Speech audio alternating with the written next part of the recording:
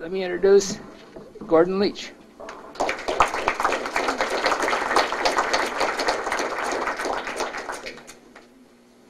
Thank you, John. It's a pleasure to be here.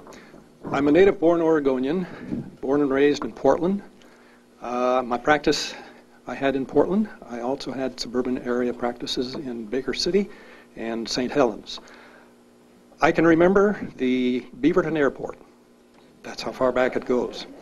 I remember when the Wolf Creek Highway, US 26, was being built, and the bridge across the tracks out there at Banks was constructed before the war started. They left it there while they fought the war and came back afterwards and completed the highway.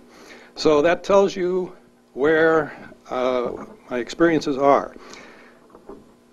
What I am going to do here now in this short space of time is show you how we have been snookered over the years and so conditioned to our current situation that we have this basic snooker caused by the Supreme Court in 1870 and 1884 responsible for our current economic chaos.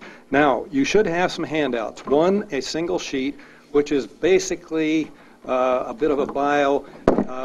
It is the sheet that is going to be in the Oregon Voter. The only thing that's missing here is my picture. But this is what will be in the Oregon Voter. And what else you should have is a package of 5 pages here. If you didn't get this, there's some more over here and you can have them. And also, if you missed a campaign coin, I have some more here for you. Turn to your sheets here with the dates on it. In 1849, the gold dollar was first minted. We did not have a gold dollar before then. We had a silver dollar. And also on the same date, the $20 gold double eagle was minted. Now, switch over to 1873, the next page. In 1873, the gold dollar was made the unit of value. And you'll see some pictures there in the black and white. Go to 1884. In that year, the Supreme Court handed down the case Gillard versus Greenman. And in that case, they said Congress may downgrade the gold coins as it did by the Act of June 28, 1834. Now that discussion of their downgrading or their mistakes of the gold made in the gold coins are what's in the voters pamphlet, and it's also on this single sheet. Then the Supreme Court said that Congress may downgrade the silver coins as it did in the Act of February 28, 1878. When you go back and read these and you check out the mathematics of it and what actually happened, the gold coins were never downgraded. The older gold coin, the eagle, was upgraded. There was no loss.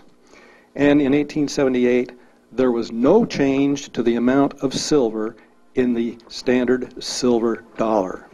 This can be proven mathematically to show that the court really made a big goof up. Now, go to 1917, the next sheet. Trading with the Enemy Act. I dare say none of you have ever heard about that. I certainly didn't until I got into this. And the reason I got into this was because when I came back from the Vietnam War, I was sitting in my office trying to figure out how to put things back together. And I had 2 special agents, the IRS, come in and read me my rights under the Miranda decision over a matter of $75. Needless to say, I was a little ticked. I'd just gotten out of the uniform of the U.S. Navy, and I said, I didn't come back for this type of treatment.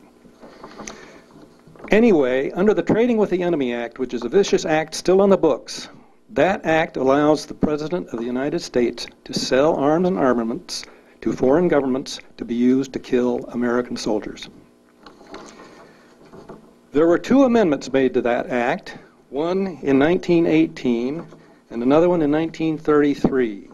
In 1918, the words hoarding, melting were added after the word export, and another amendment in 1933 was added allowing the president to declare a national emergency. Under that last amendment, in 1933, President Franklin Roosevelt, using an executive order 6102, removed the dollar from circulation, because the dollar, if you go back and see in the first page, or actually the second page, 1873, is a gold coin.